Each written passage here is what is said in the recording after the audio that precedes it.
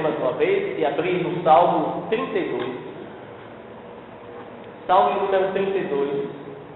Este salmo será o salmo que nós vamos meditar nesta noite. Diz assim a palavra de Deus, Salmo 32. Salmo 32. Bem-aventurado aquele cuja iniquidade é perdoada, cujo pecado é coberto. Bem-aventurado o homem a quem o Senhor não atribui iniquidade, e em cujo espírito não há dor. Enquanto calei os meus pecados, envelheceram os meus ossos, pelos constantes gemidos todo dia. Porque a tua mão pesava dia e noite sobre mim, e o meu vigor se tornou em sequidão de estio. Confessei-te o meu pecado, e a minha iniquidade não mais me ocultei. Disse, confessarei ao Senhor as minhas transgressões, e tu perdoaste a iniquidade do meu pecado. Sendo assim, todo homem piedoso estará súplica, em todo tempo, em tempo de poder encontrar. Com efeito, quando transbordarem muitas águas, não o atingirão. Tu és o meu esconderijo, tu me preservas da tribulação, e me cercas de alegres cantos do livramento.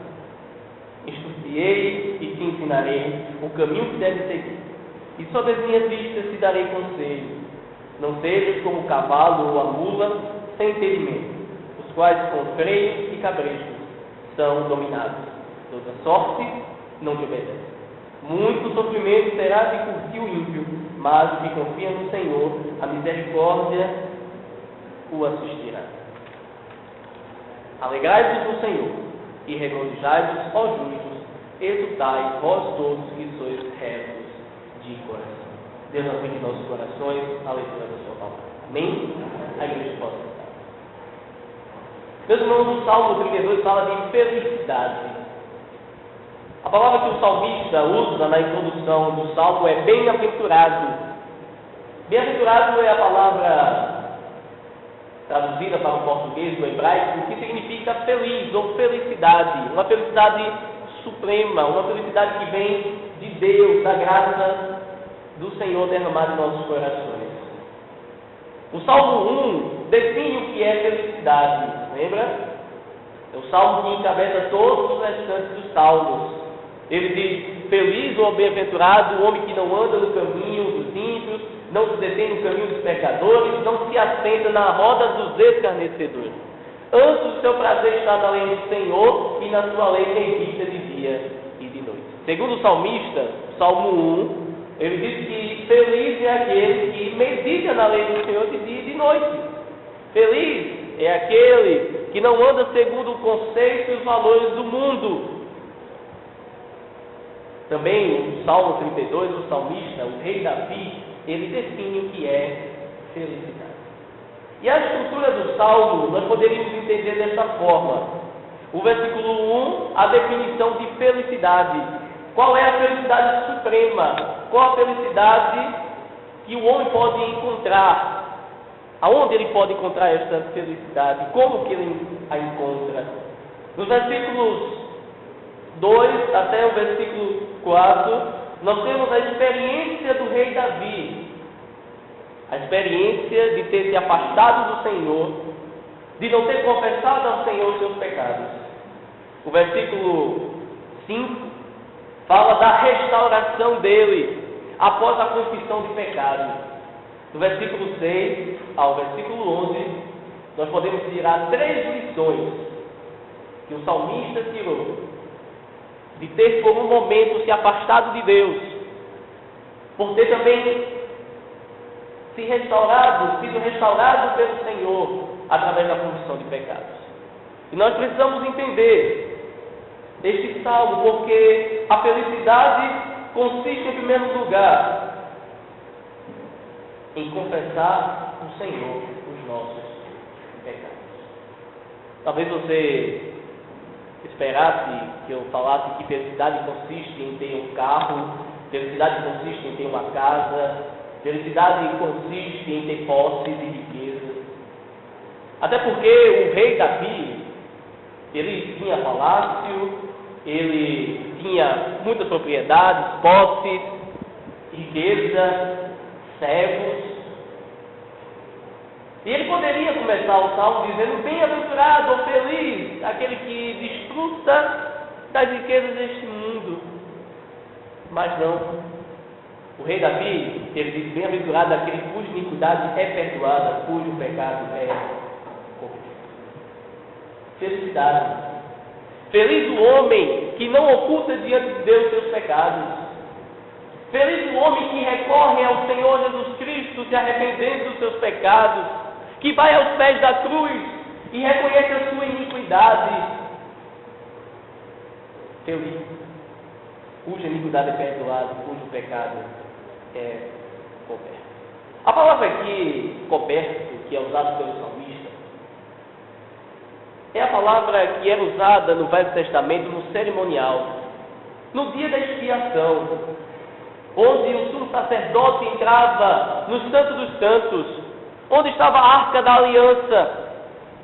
A Arca da Aliança, e nós não sabemos qual o fim dela, se foi tomada pelo Senhor, nós não sabemos, a Bíblia não fala, o Apocalipse diz, fala da Arca da Aliança. A Arca da Aliança representava a presença de Deus no meio do seu povo no Velho Testamento. E o que ficava dentro da Arca da Aliança eram os 10 mandamentos, as tábuas dos 10 mandamentos. E no dia da expiação, o sumo sacerdote aspergia o sangue sobre a tampa da Arca da Aliança, que era chamado de propiciatório, o assento de misericórdia. E quando aquele sangue era aspergido, e Deus olhava entre os querubins que estavam na extremidade da arca,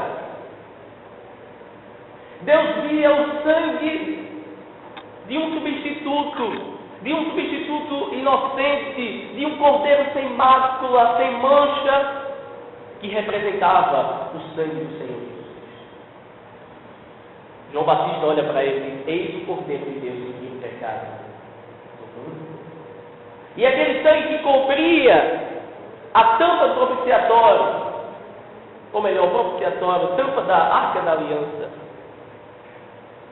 significava, simbolizava o perdão de Deus.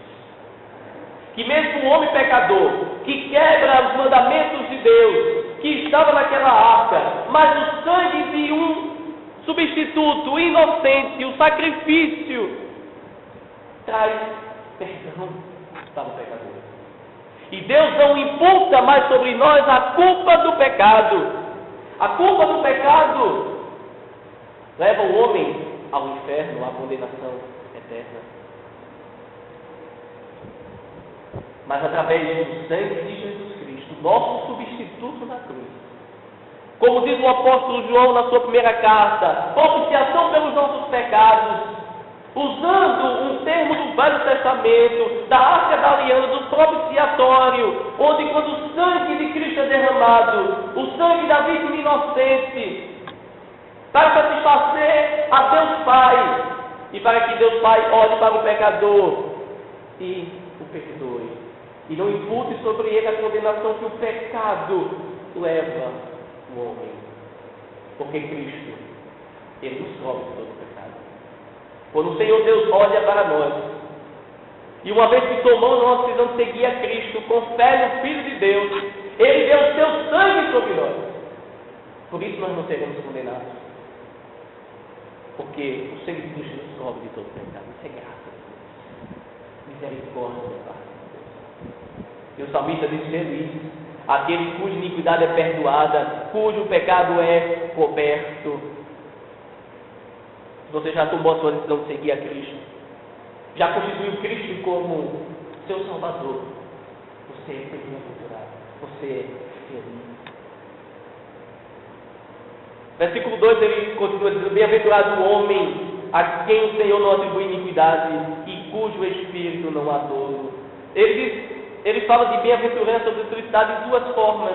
Primeiro, aquele que a iniquidade é perdoada e o pecado é coberto. E segundo, aquele que o Senhor não atribui iniquidade e em cujo espírito não há dolo. Não atribuir iniquidade não significa que, uma vez que eu estou em Cristo e que meus pecados são cobertos pelo sangue de Cristo, eu não mais pecarei. Não significa isso. Até porque na primeira carta de João diz: filhos, não pequei, mas todavia alguém pecar. Nós temos um advogado junto ao Pai, Jesus Cristo, o justo, e Ele é a propiciação pelos nossos pecados. João reconhece que o crente no Senhor Jesus Cristo, enquanto ele viver neste mundo, ele ainda pecará. Ele deve sim buscar uma vida de santidade, de obediência à palavra de Deus, mas é inevitável, a nossa natureza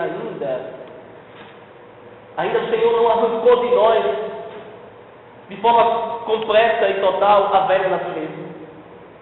Somente no dia que Ele retornar, que Ele vai nos dar um corpo glorificado e o pecado não mais habitará na nossa natureza.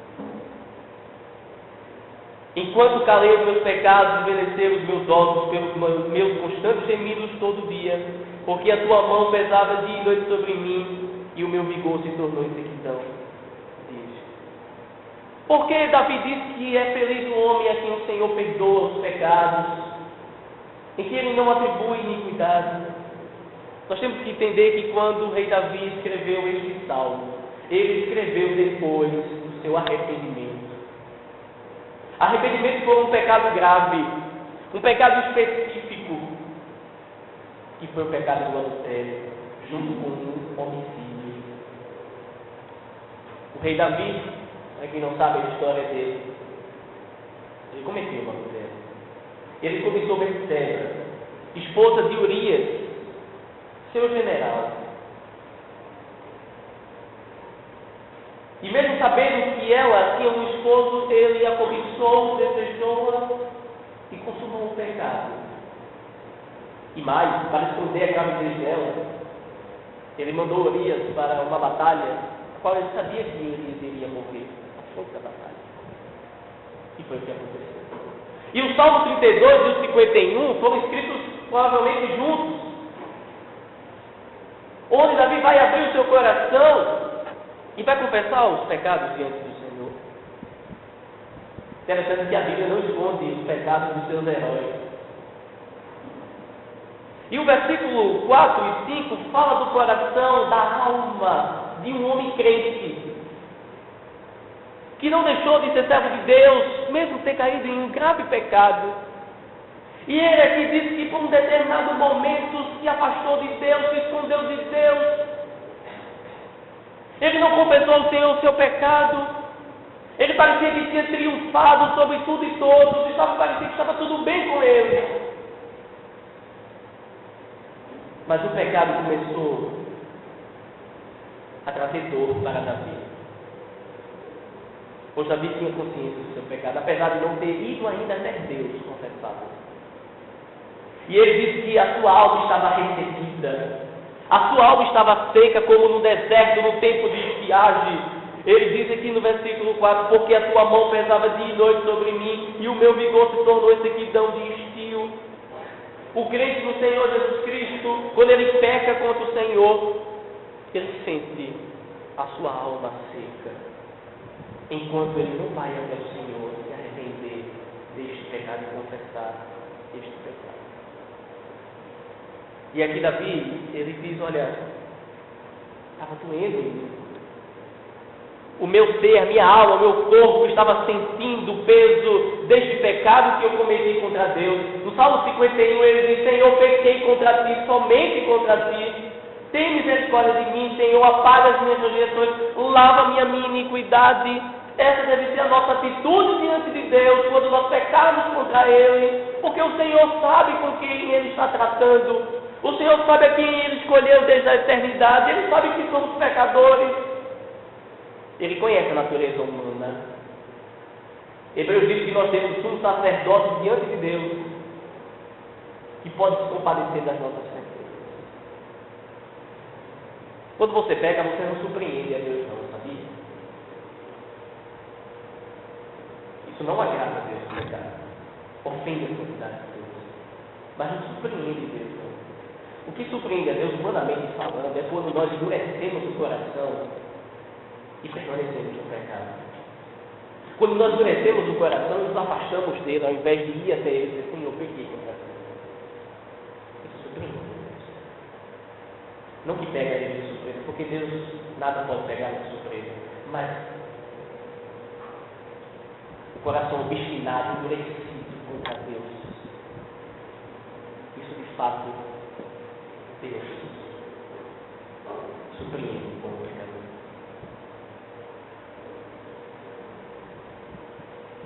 O salmista, ele diz no versículo 5: confessei o meu pecado e a minha iniquidade não mais ocultei. Disse: confessarei ao Senhor as minhas transgressões e tu perdoaste a iniquidade do meu pecado. No versículo 5, nós temos aqui a restauração. A confissão de pecado traz ao homem a alegria da salvação que foi perdida por um determinado tempo. Você sabia que muitas vezes podemos até perder a alegria da salvação por causa dos nossos pecados? O rei Davi, por um determinado momento, no Salmo 51, ele diz mais claramente isso. Ele diz: Senhor, devolve a minha alegria da tua salvação. Senhor, restaura minha alma. Infelizmente, o pecado pode fazer isso com o homem. Mesmo ele sendo um servo de Deus, ele pode endurecer o seu coração contra o Senhor, se afastar do Senhor. Mas quando ele confessa o seu pecado, a sua transgressão, o Senhor perdoa. João diz: se confessarmos nossos pecados, quer que todo mundo repita: Ele é fiel e justo para perdoar os nossos pecados e nos purificar de toda injustiça. Amém? Ele é fiel. Se confessarmos, Ele nos perdoa com a sua graça. Davi sabia disso. Deus é misericordioso para perdoar o pior pecado que você cometeu já na sua vida. E é claro, quando eu digo pior pecado, é na escala humana, né? Porque diante de Deus tudo é pecado e lhe ofende. Apesar de que tem pecados que as consequências são maiores do que outros, mas diante de Deus todos são odiosos. Qual o pecado específico que você cometeu? Adultério? Homicídio, como Davi? Vivia na prática de mentira? Eu não sei, o Senhor sabe. Não oculta isso diante de Deus mais. Não foge de Deus. Vai até Ele. Vai aos pés da cruz e confessa. Porque Ele é gracioso, Ele é bondoso, Ele é misericordioso, Ele nos perdoa. Se Ele nos deu seu Filho Jesus Cristo, é até um insulto a Deus dizer que Deus não pode perdoar você. Porque se Ele deu o seu Filho, o seu único Filho, se Ele desceu do céu e morreu na cruz do Calvário, é porque Ele nos ama com amor eterno. E Ele perdoa o pecador que lhe busca e se arrepende de todo o seu coração. O versículo 6 ao 11, nós podemos tirar 3 lições da experiência de Davi. Ele já falou do efeito do pecado, de ocultar o pecado diante de Deus, castou, da sequidão da alma.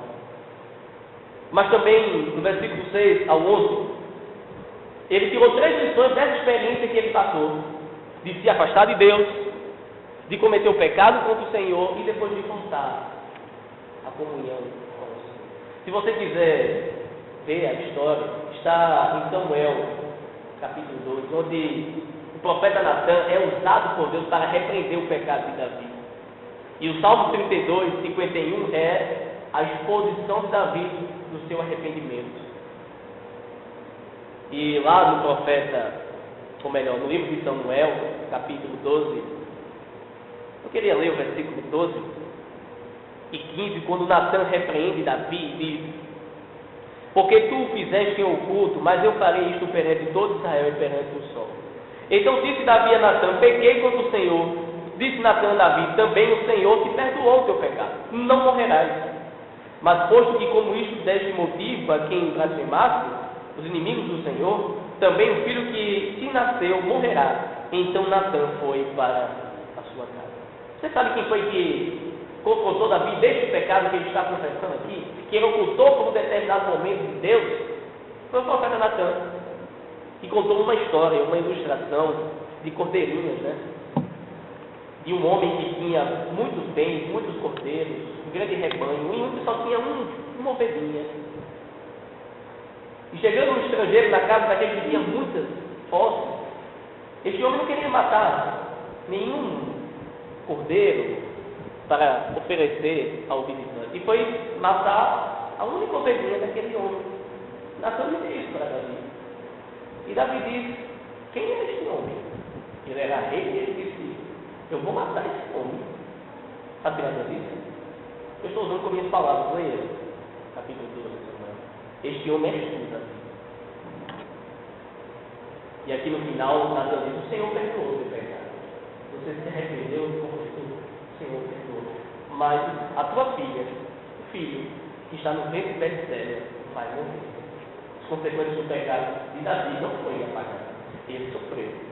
Mas o Senhor perdoou o seu pecado. Nós precisamos de Natan. Não sei nem se existe o plural de Natan. Mas precisamos de pastores, de profetas de Deus que de fato denunciem o pecado, que falem palavras como essa. É muito bom entrar na igreja para falar de bênção, prosperidade, mas o que a igreja do Senhor precisa é escutar mensagens de encorajamento, mensagens do Senhor nos ama e nos ama, mas mensagens também que arrepende do seu pecado, porque isso depende da sua felicidade. E neste ano 2004 está chegando, você precisa ouvir isso. Esse é o tempo propício para se chegar a Deus. Esse é o tempo propício para ter comunhão com Deus. Esse é o tempo propício. Vamos para os versículos 6 e 10. Sendo assim, todo homem piedoso te fará súplicas em tempo de poder encontrar-te. Com efeito, quando transbordarem muitas águas, não o atingirão. Tu és o meu esconderijo, tu me preservas da tribulação e me cercas de alegres cantos de livramento. Primeira lição que ele tira é que todo homem piedoso busca a presença de Deus. E todo homem piedoso, ele vai ao encontro de Deus quando ele peca contra Deus. O salmista diz: sendo assim, todo homem piedoso fará súplicas em tempo de poder encontrar. A Bíblia fala que nós devemos invocar o Senhor enquanto podemos achar. Ele está perto de nós. Ele está aqui presente. Ele se conhece, ele me conhece, ele nos conhece. E quando diz que o tempo, há um tempo propício para encontrar o Senhor, talvez seja essa noite. Talvez essa noite seja o tempo de você se encontrar com o Senhor. Talvez o tempo que você estava protelando, estava ocultando diante do Senhor esse pecado. Esse é o tempo propício. Esta noite o Senhor te convida a ir até Ele, confessar o seu pecado, dizer: Senhor, eu estava longe de Ti. Reconheço, Senhor, que eu sou pecador, que eu estou distante da comunhão com o Senhor. Ó Deus, restaura a minha comunhão contigo. Ó Deus, tem misericórdia de mim. E o Senhor, como um Pai amoroso, Ele vai nos receber. E a primeira lição que Davi tirou, que nós devemos tirar, é que nós podemos encontrar o Senhor. E no Senhor encontramos força para enfrentar as tribulações. Diz assim: com efeito, quando transbordarem muitas águas, não o atingirão. Tu és o meu esconderijo, tu me preservas da tribulação. Uma vez que o crente se fortalece no Senhor, busca ao Senhor, ser restaurado pelo Senhor, a comunhão, ele está forte para enfrentar as tribulações com cânticos de alegria.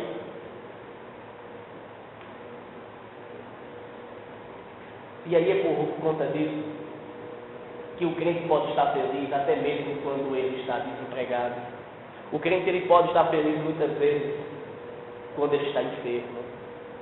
O crente ele pode estar feliz em todos os momentos, porque a felicidade dele depende das circunstâncias. A felicidade dele está em saber que Deus lhe perdoou em Jesus Cristo e que ele tem comunhão com Deus. Amém? Isso conforta o meu coração. A felicidade do crente no Senhor é saber disso. Estava falando com o irmão Zé que no Salmo 88, Leia o Salmo 88, no caso, o Salmo de Hermas. Muito interessante, então. Hermas, eu não quero falar dele, e eu posso expor esse Salmo. Ele fala das tribulações que ele vinha passando, mas ele em nenhum momento eu deixei de buscar o Senhor. Eu buscava o Senhor dia e noite, eu buscava o Senhor pela madrugada. Mas quanto mais buscava o Senhor, tinha problemas, ele não deixava de buscar o Senhor, crente do Senhor Jesus Cristo, verdadeiro. Ele busca o Senhor quando está tudo bem com ele, quando também não está tudo bem com ele, humanamente falando. Porque o Senhor, como o presbítero Corrêa falou muito bem, fosse uma pequena meditação, o Senhor está conosco. Até na tribulação. E Ele nos dá um canto de alegria, mesmo quando vem os problemas da vida. Mas isso vem de um coração que confessou o pecado e que recebeu o perdão. Esse coração está pronto para enfrentar tudo e todos.